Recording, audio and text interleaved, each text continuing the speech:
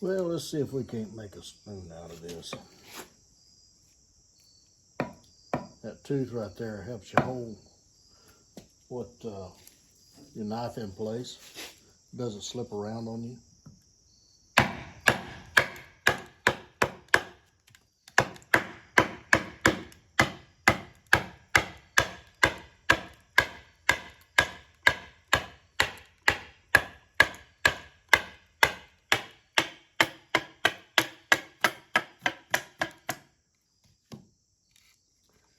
And this is a piece of pin oak, I believe. It's not a very good wood. But at least you kind of get the idea of the benefits of this knife as far as how well you can use it as a hand axe.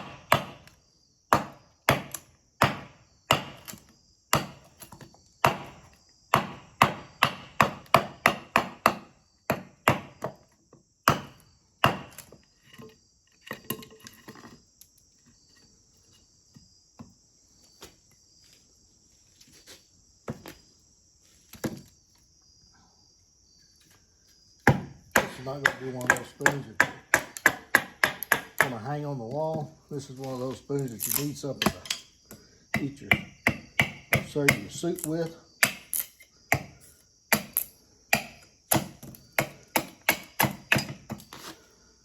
One of those down and dirty ones.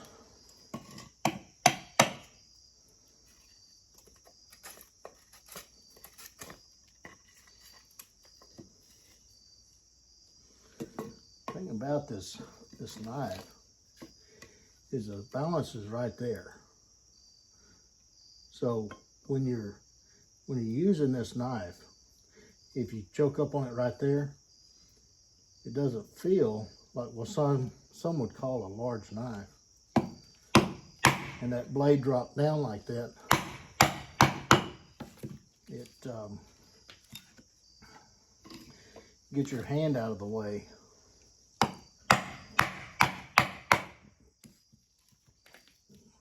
Coffee backing up again. You use that little lanyard right there. Help you hold on to the knife if you need to. But actually, that textured micarta,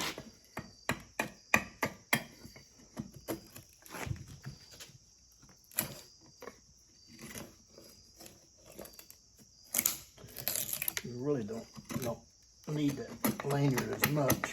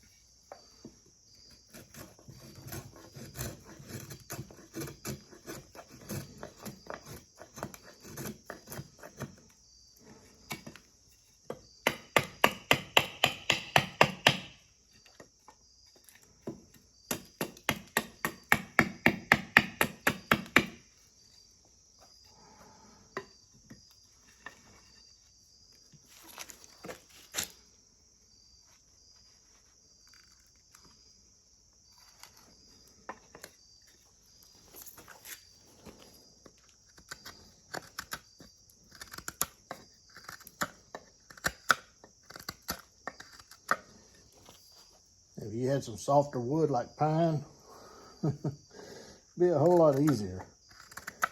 But never done anything the easy way. This is some hard wood.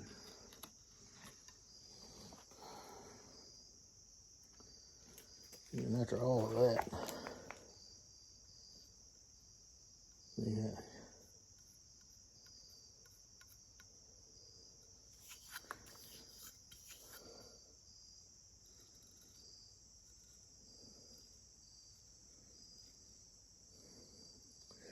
It still shades a little bit. After all that chopping and everything with that dry, seasoned pin oak.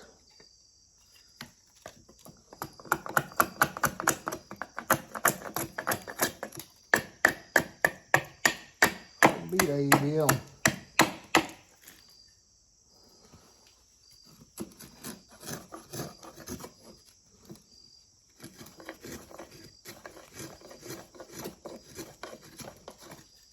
I think you guys get the gist of it. There's no need to be doing a long, drawn out video on all this.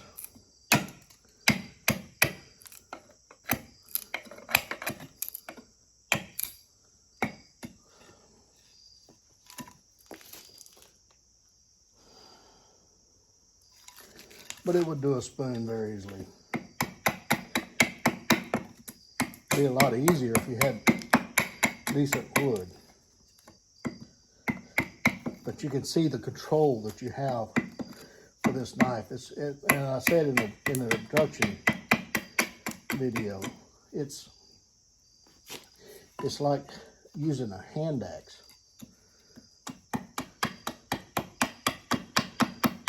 But you really don't have all the weight. This knife is only about 12 ounces in the AEBL version. I think the 3V version is a little bit thicker, so it's a little bit heavier. But that right there would work in a pinch. And I mean, you could continue to clean it up if you wanted to, but anyway.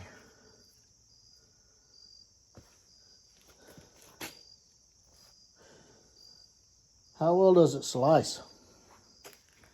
I haven't cleaned it up. It still has all the stuff on it from doing that little spatula or start of a spoon. If you had a little crooked knife or whatever. Could have made a little bowl, but you know, I got a couple of apples. It's been in the fridge a little bit too long, but at least you can kind of get an idea. Now, many people think that a full flat, very thin knife is what's optimum in the kitchen. And it really is. But I find that edge geometry, grinds, and all of this has a huge part. It's actually a bigger part than just a full flat or a thin blade. If you have proper geometry on a knife, then kitchen prep is just second nature. Basically, it comes down to knife design. It is not about the properties of the knife as far as thinness or whether it's a full flat. It's if you have proper geometry at the apex here for cutting ability.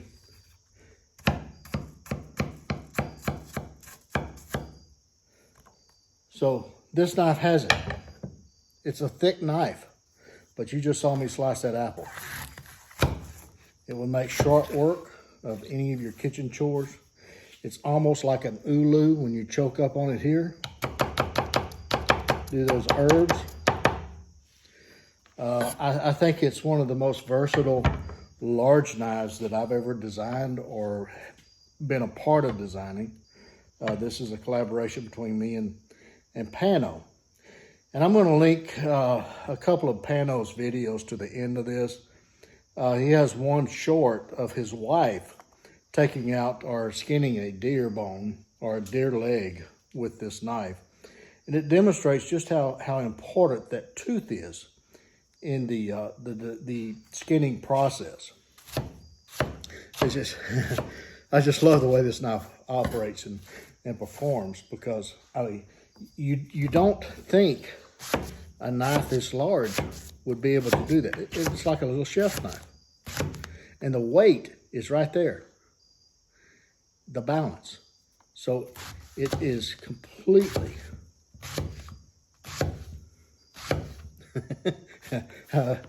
anyway, I'll cut up all my apples and everything. I need to feed the squirrels with them. They're getting a little soft, a little pithy. But I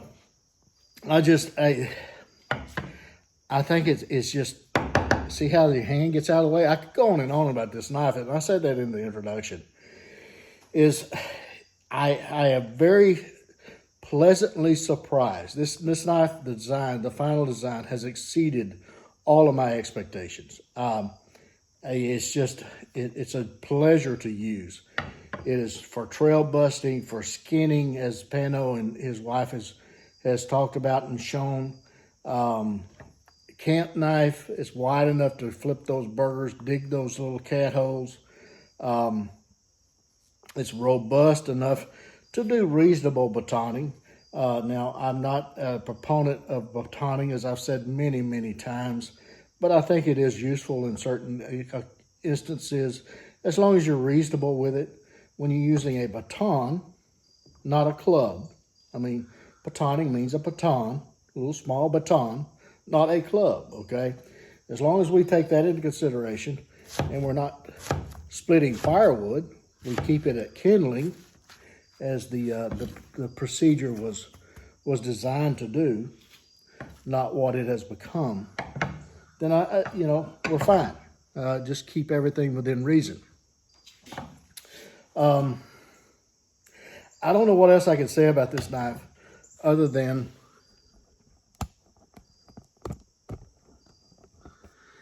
you best hurry, because time is running out. You can only get this knife at Great Northern Knives, greatnorthernknives.com. Go to the WC Knives webpage there, and you'll see a listing. And this pre-sale for first runs ends October the 31st, which is 1 week from today, pretty much. I don't know what else I can tell you about this knife. People say that it's a large knife. It's really not. Give you an example. This is the field lore. So it's only about 2.5 inches longer than the field lore. That's it. It's not a huge knife. It's a large knife, but it's not a huge knife. It's still nimble. It still is. It doesn't wear you out using it. I mean, Pano's wife is a little petite woman, and just watch her in this short using this knife at the end of this video. I mean, it's amazing. She's probably better at knife handling than I am. So she does an amazing job with it. Herbs, veggies, kitchen prep, flipping burgers, flipping steaks, foxholes, cat holes. I don't know about a foxhole. It'd be a lot of work to do a foxhole. You could take some time. Skinning, camp chores, carving, quick down and dirty spoons. Now, would this knife do a better job on spoons? Absolutely. But this will get her done, all right? This will handle the job. It has enough finesse and enough weight transference and everything to get a spoon done fairly quickly. I mean, 10 minutes, and I had something that you could dip that soup out with. So, and that's with seasoned dried pin oak. Hard stuff, folks. Hard stuff. Anyway, get on over to Great Northern Knives, and I'll put a link in the description, a direct link to their webpage, so you can go straight to there. and get on the pre-order list. There was a limited number of 3V, and I don't know if they have any of the 3V left. I think there was only a handful, like 5 of the 3V that I had available. So I don't know if there's any of those left. But at least you can get the AEBL, but time is running out. Anybody who spends any time in the woods and actually takes care of their own game, takes care of their own camp, then I think that they ought to seriously consider this knife as part of their, either in their pack or on their belt, okay? This one here, it stays in my kit. This one is mine. It's my knife. There's none like it. It's mine. Till the next one, you guys get in the backyard, whittle on a stick. Be sure and take a child with you, get the opportunity. And don't forget those plenty of Band-Aids and lots of knives. And we'll catch you again very soon.